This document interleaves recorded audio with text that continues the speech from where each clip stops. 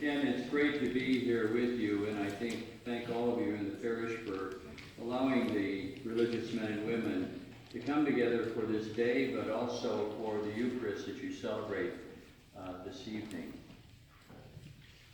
We have heard another section in the Gospel tonight of the Sermon on the Mount, which is something that has been given to us over these past couple of weeks at the beginning of this new year.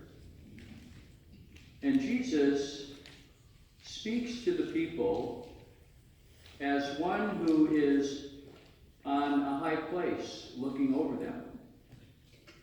He is like the new Moses who goes up to the mountain to get the law of God, to share it with the people, to let them know how they are in covenant with each other and with their God.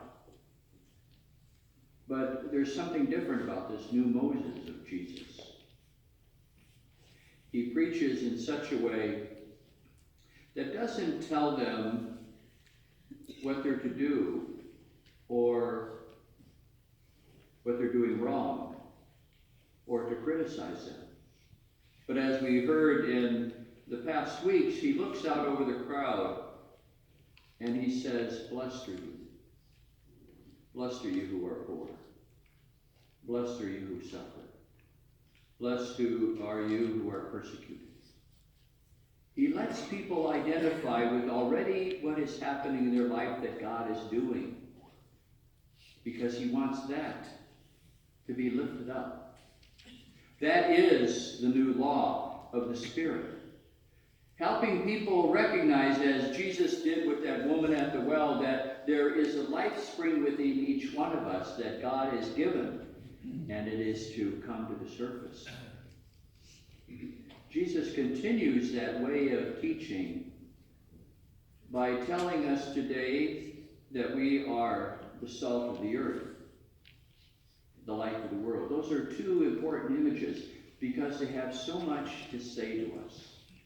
There are three things I want to point out. The first is that salt and light have to really engage. They have to be directed. They don't just live on their own. If there is no light that hits some object, it is not seen. That's why Jesus says if you put it under a bushel basket, it is no use. And the salt too, if it's just left by itself, it becomes insipid. It loses its taste and it's no good at all. So it is a reflection of how our lives are in some way not really fulfilled until we engage other people, until we invest in relationships, until we see that our lives really have to be about reaching out to others and being connected with one another. Some years ago, I was sitting on the shore with a young man. I did their wedding, he and his wife, earlier in the spring, and we were looking out over the lake, and he said, you know, next year, as he saw his father's sailboat out there, his Hobie catamaran, he said, next year I want to have a boat just like that. I think I want to have a boat just like that.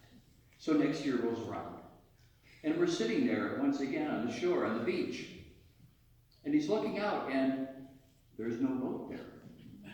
There's no sailboat. He didn't get one like his father. I said to him, Greg, I said, I see you didn't get your boat. Yes, he said, as he held his newborn son in his arms, he looked down and said, but what a great trade-off. What a great trade-off. This young man and his wife began to see their lives differently because they were able to share their life and bring another life into the world. They began to see how important engagement is, and reaching out and connecting with other people is so fulfilling in our lives. And the second thing we see about salt and light is that both of them have the ability to discover something that wasn't there before.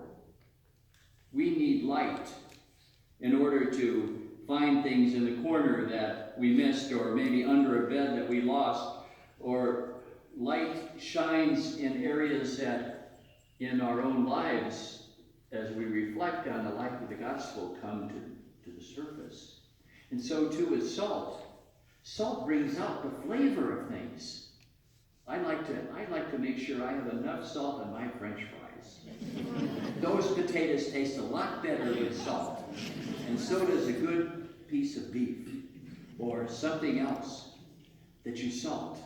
It brings out something that was there and yet had to be discovered. So too with our lives. Jesus is always saying that we have to live our lives in such a way that we draw the best out of each other. That's what's so exciting about, by the way, teenage years. When kids get into high school and middle school, they make friends. They call the best out of each other, sometimes that the parents didn't even know the talents were there.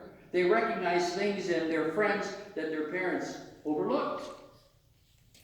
And they have the ability to draw the best out of each other. Jeff was a young man who was moving into his freshman year of high school a number of years ago. And he was hanging around with the same group. And they were kind of the guys, the big men on campus, huh? BMOC, we say, big men on campus. That was the group. And so he was always friends with them and really kind of was exclusive as a group. Well, that group decided to try out for the basketball team, the freshman basketball team. Well, Jeff didn't make it. He got cut. All of a sudden, he was cut out of the group, too. And the friends were gone. They evaporated. So he came home, his mother saw him moping around. Says, wait a minute, Jeff. There are the kids in school. Why don't you invite them over? We'll have pizza some night. You get to know some other people. You can make friends with other people. He didn't want to do it, but then she coaxed him and he finally did. And it happened that he brought in so many people that were ignored that became to enrich his life to the point where in school he became the most popular kid in the entire school because he liked everybody. He called the good out of other people, and they called it out of him. That's the way our lives should be as well. How do we live our lives in such a way? Yes, it's very easy to see the mistakes that other people have, to point out the things they've done wrong, but to live our lives in such a way that we call the best out of them. And the final thing is that salt and light seem to be inexhaustible. Salt is as vast as the seas, and light comes and shines every morning in the heavens. It seems inexhaustible. And there is as well a quality of the inexhaustible about our lives, the inexhaustible ability to love. We will never run out of the capacity to love, God tells us. We can always give our lives away. There's always something more to give. Every Friday, when I was a young priest in a parish, I would go around to a number of people, as did the pastor, to give them communion because they couldn't get out of their home on Sunday. And Marie Walsh was a woman who I really got to know. She was an old English teacher. She suffered from diverticulitis, which is a stomach ailment. And so whenever I brought her communion, she was in bed, I'd give her a little bit of the host. She could only take so much of it. And then I'd hold her head up and give her some water to drink to be able to swallow. And she began to cough a little bit. And I said to her, Marie would like to lay down. And she grumbled at me. I didn't catch it at first. So I put her head down on the pillow and I said, Marie, I didn't catch that. What did you say to me? She said, chickens lay eggs. People lie down. She was correcting my grammar. Here this woman in her late 80s, suffering, the old school teacher still had something more to give. Chickens lay eggs, people lie down. How many times did she have said that? But she wanted to say it one more time. We have this inexhaustible ability to continue to give more and more of our lives to each other. And folks, today, you are in this parish, we're graced to have this wonderful example of these religious men and women.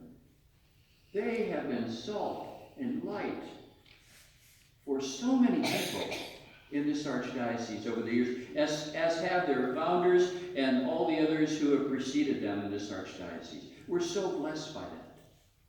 They have those qualities of salt and light. They have the ability in some way to always engage. They're there for us. They're linking us together. They also have the ability to pull the best out of us, to make sure that, in fact, we don't let grow latent the gifts that God has given us and allow that to come forward. And, of course, time and time again, they show us by their love for us and their many services and ministries that their love and ability is so inexhaustible, like salt and light. That's why it's worth for the church to come together and celebrate consecrated life as the whole church does on this weekend.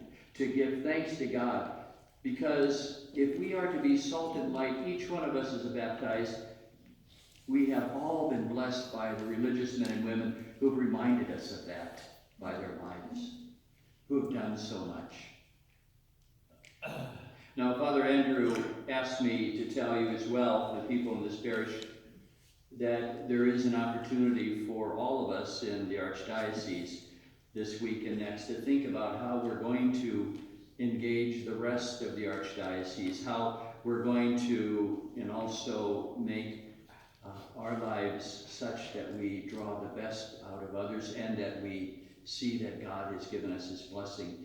Because I hate to say it, but this is the week and next week for the annual Catholic Appeal. You told me to say this.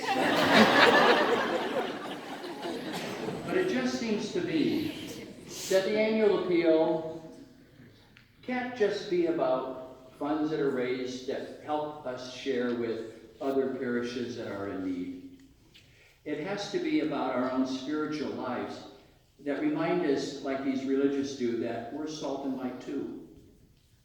That our lives always have to look out for engaging other people, that we have to see that we're calling the best out of each other's, and that we are also seeing that God has given us so many blessings that we should not be afraid to share them, thinking that they're exhaustible.